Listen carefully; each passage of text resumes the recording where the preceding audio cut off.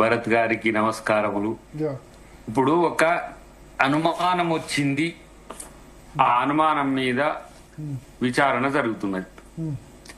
విచారణ జరిగే క్రమంలో ఈటల రాజేందర్ గారు చెప్పే అంశాలని కూడా, బయట చెప్పే అంశాలని కూడా వారి వ్యక్తిగత అభిప్రాయం మేరకే మనం తీసుకోవాలి.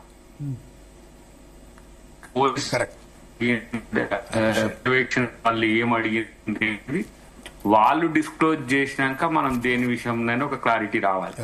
సరే, వ్యక్తిగతంగా ఈటల రాజేందర్ గారు తను ఎప్పుడు కొంచెం మోరల్ గా ఉంటాడు, చెప్తాడు, కొంచెం అబద్ధాలు తక్కువ చెప్తాడు అనే కోణం నుంచి మనం దాన్ని అంగీకరించినా కూడా ట్యాపింగ్ అనేది ఉంటదా ఉండదా అంటే ఉంటది కదా, అకార్డింగ్ టు లా అని ఉంటది. ఎందుకంటే ఎవరైతే దేశ భద్రతకు, రాజ్య రక్షణ సంబంధించిన అంశంలోనూ మన సావర్నిటీని డిస్ట్రాయ్ చేయడానికి ఎవడైనా చేస్తే ఆ దేశద్రోహులను పట్టుకోవడానికి పోలీసుకు ఒక ప్రత్యేక చట్టం ఉంది. దాన్ని ట్రాయ్తో అనుసంధానించబడి వాళ్ళు చేసే హక్కు కలిగి ఉన్నారు.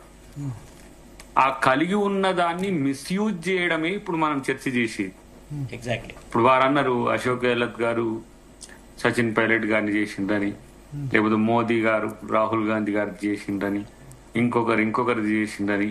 కానీ ఇక్కడ బల్క్ లో విపక్ష నాయకులు, నాట్ ఓన్లీ కాంగ్రెస్ పార్టీ, అన్ని బీజేపీ పార్టీతో పాటు ఇతర పార్టీలు, తర్వాత సొంత పార్టీలోనే అనేది ఊహాగానాలతో కూడిన చర్చ. అది వాస్తవం అనడానికి ఇప్పుడు మనం ఈ విచారణ సమయంలో ఏది చెప్పినా కూడా దాని పట్ల ఏముంటది, అది అవునా కాదా అనే దాని దగ్గర మనకు ఆథెంటిక్ ఇన్ఫర్మేషన్ ఉండాలి. కాబట్టి డెఫినెట్ గా ఆథెంటిక్ ఇన్ఫర్మేషన్ వచ్చేంత వరకు వెయిట్ చేయాల్సింది.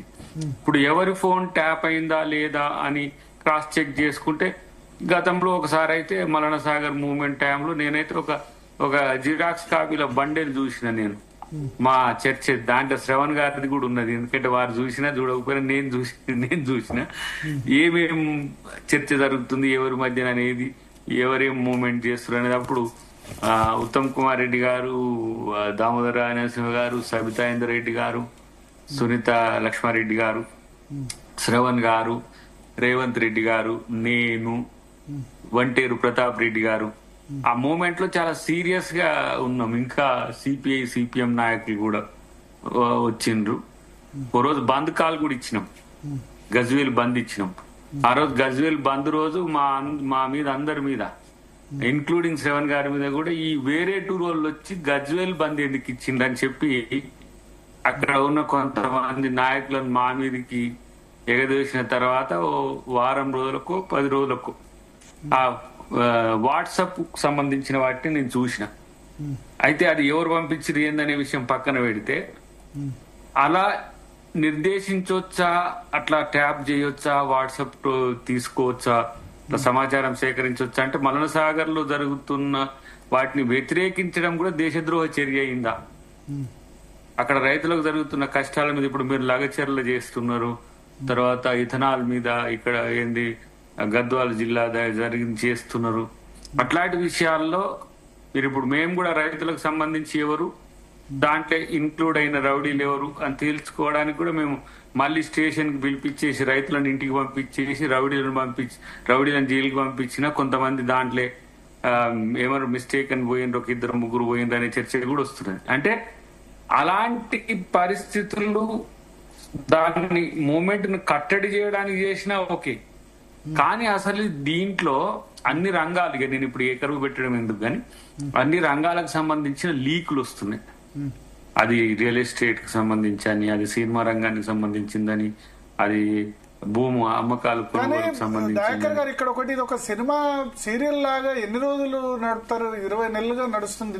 లాజికల్ కన్క్లూజన్ ప్రభాకర్ రావు గారు గనుక ఒక 3-4 నెలల ముందో 5 నెలల ముందో వారు నేరుగా సిట్ ముందుకు వచ్చి ఉంటే అసలు ఈ సిరీస్ దీంట్లో మధ్యన వచ్చేది కాదు. వెబ్ సిరీస్ అయిపోయింది. రాష్ట్ర ప్రభుత్వం తెప్పించాలనుకుంటే పాస్పోర్ట్ రద్దు అదేదో ముందు చేస్తే అయిపోయి ఉండేది కదా అంటారా?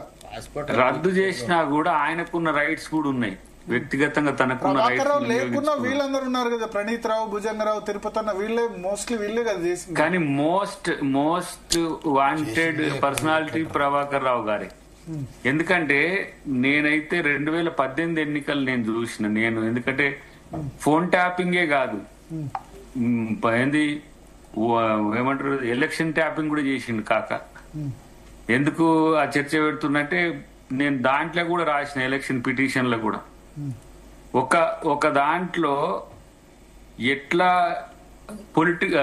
ఏమంటారు పోల్ మేనేజ్మెంట్ చేయొచ్చో అన్ని రకాలుగా చేసిన చర్చలో ఈయన అప్పుడు ఐజీగా అక్కడ మేము ప్రచారంలో పోతే ఏ మూల నుంచి ఏ మూలకు పోయినా కూడా మా మీద అడ్డంకులు ఉండేది. అప్పుడు ఎట్లా తెలిసేదో నాకు అర్థం కాదు, కొన్ని ఇప్పుడు నేను చెప్పలేను. కానీ నేను ఆడ నుంచి అక్కడ పోయే టైంకి అక్కడ క్రాస్ చెక్, అక్కడి నుంచి అక్కడ పోయేసరికి అక్కడ క్రాస్ చెక్, ఎవరు మాతో ఉంటారో వాళ్ళను మళ్ళీ పోయి రాత్రి మేనేజ్ చేసి ఇవన్నీ చేసిండ్రు. చాలా ఉన్నాయి ఆ తతంగం. నేను నా జడ్జిమెంట్ వచ్చినాక చెప్తా, ఇప్పుడు అవన్నీ చెప్పి కూడా లాభం లేదు. కానీ 100 రకాల డిస్క్రిపరెన్సీస్ కు మూలం ప్రభాకర్ రావు గారు.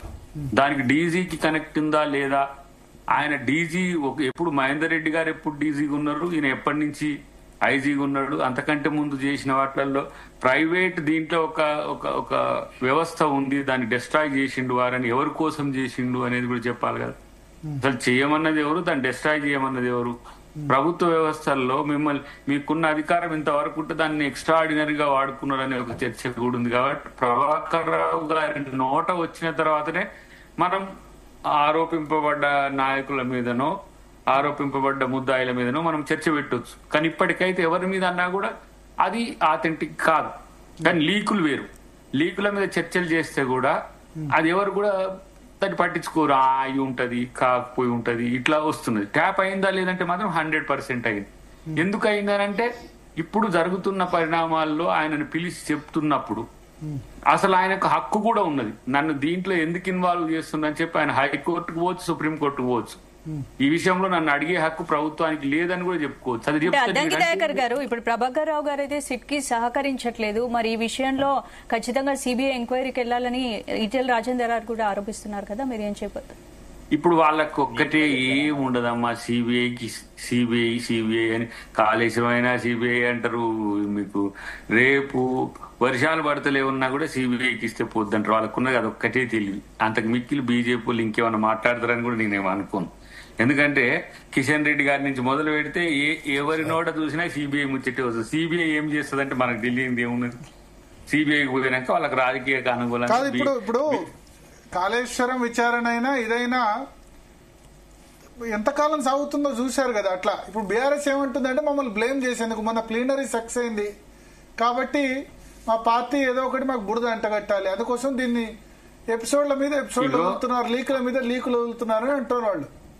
ఇప్పుడు సరే, ఇప్పుడు శ్రవణ్ గారు అన్నట్టు కొన్ని విషయాలు నేను ముందు విన్నా. ఇప్పుడు దాన్ని మనం ఎలా జడ్జి చేయగలుగుతాం అనేది ఒక చర్చ అయితే, ఇప్పుడు సిట్ నో కమిషన్ నో నేను డైరెక్ట్ చేయాలంటే కూడా ఘోష్ గారు వింటారని నేను అనను. ఘోష్ గారు సంబంధించిన వ్యక్తిగతమైన ఇమేజ్ ఎట్లా ఉందో ఒకసారి శరత్ భాయ్ ఎక్స్టెన్షన్ ఇచ్చారు టర్మ్. ఎక్స్టెన్షన్ మీన్స్ ఇప్పుడు టెక్నికల్ ఫ్లాస్ టెక్నికల్ మిస్టేక్స్ ఉన్నప్పుడు దొరకనప్పుడు వాటిని మనం తీసుకోవాల్సిన సందర్భం ఉంది. అసలు కేసీఆర్ గారు ఎందుకు దాంట్లో ఈ కమిషన్ విచారణలోకి వచ్చిండు అనేది కూడా ప్రిసీడింగ్స్ బట్టి ఉంటది. అవసరం లేకుంటే కేసీఆర్ గారిని పిలువరు. తర్వాత రెండవది, ఇప్పుడు 2G స్కామ్ మీద రాహుల్ గాంధీ గారి మీద పెద్ద ఎత్తున ప్రచారం చేసింది బీజేపీ. చివరికి 2G రాహుల్ గాంధీ గారు అంటే కాంగ్రెస్ పార్టీ, అసలు కాంగ్రెస్ అంటేనే ఇట్లా చేస్తుంది అని చెప్పేసి చివరికి ఏం తెలియదు. మన్మోహన్ సింగ్ గారి ప్రభుత్వం అప్పటికి ఇంకా లేడు. కానీ ఇప్పుడు ఎందుకు అంత సుదీర్ఘకాలంగా జరిగినాక ఏం లేదని తెలిసిందంటే ప్రాపగండా వేరు. ఇప్పుడు ఒకవేళ మేం చేసేది బీఆర్ఎస్ మీదనే ప్రాపగండా అనుకుంటే వాళ్ళకే మంచి జరుగుతుంది కదా. ఇంత జరిగినాక కూడా ఇప్పుడు మేము ఎంక్వైరీ పేరు మీద బీఆర్ఎస్ మీద ఎంక్వైరీ చేసి అది తప్పు అని తెలిసి మమ్మల్ని మా పరువు మేము తీసుకోవడానికి ప్రయత్నం చేస్తామా? అసలు ఇంకెన్ని రోజుల్లో కంప్లీట్ అవుతుంది? ఇప్పుడు ఆయన నోరు తెరవనే తెలుస్తాడు, ఎక్కడ తెరవాలనో తెరుస్తున్నట్టు ఎక్కడ తెరవద్దు. ఆయన బాగా అంత తెలివితో వ్యవహరిస్తున్ననే మనకున్న సమాచారం. బట్ నేనేమంటున్నంటే భాజపా కోణాన్ని నేను వాళ్ళ కంట్రోల్ కు బీఆర్ఎస్ ని తెచ్చుకోవడానికి సిబిఐ కోరుతుండ్రంటే, ప్రభాకర్ రావు చెప్పకపోయినా ఇవన్నీ మీరు నెంబర్స్ తీసి బయట పెట్టారు కదా. ఇప్పుడు ఈటెల రాజేందర్ చెప్తున్న దాని ప్రకారం వాళ్ళు ఎవరెవరి ఫోన్ లో ఆ డాటా రిట్రీవ్ చేశారు హార్డ్ డిస్క్ లోంచి అని చెప్పకపోయినా మీకు వేరే ఎవిడెన్స్ ఒక వ్యక్తి చెప్పకపోయినంత మాత్రాన కాదు కదా, ఆ వ్యక్తి చెప్పింది కరెక్టా కాదా. ప్రణీత్ రావు ఈయనది సరిపోల్చుకొని క్రాస్ ఎగ్జామిన్ కి మనకొస్తుంది తప్ప మొత్తం ప్రభాకర్ రావు మీద డిపెండ్ అయ్యి కాదు కదా అంటారా. ఇప్పుడు ఒక మాట, ఒక ముద్దాయో ఒక నేరారోపణ చేయబడ్డ వ్యక్తో నేరారోపణ చేసిండా లేదా అనేది అది దాని ఎగ్జిక్యూషన్ తర్వాత తెలుస్తుంది. కానీ ఇప్పుడు తప్పు చేసిన ఆయన నేను తప్పు చేసిన ఆయన వచ్చి కమిషన్ ముందు నిజాయితీగా చెప్పే ప్రయత్నాలు చేస్తాడా? జాయిన్ అయ్యక ముందు నాతో శరత్ గారు ఏమన్నారంటే ఇది కేసు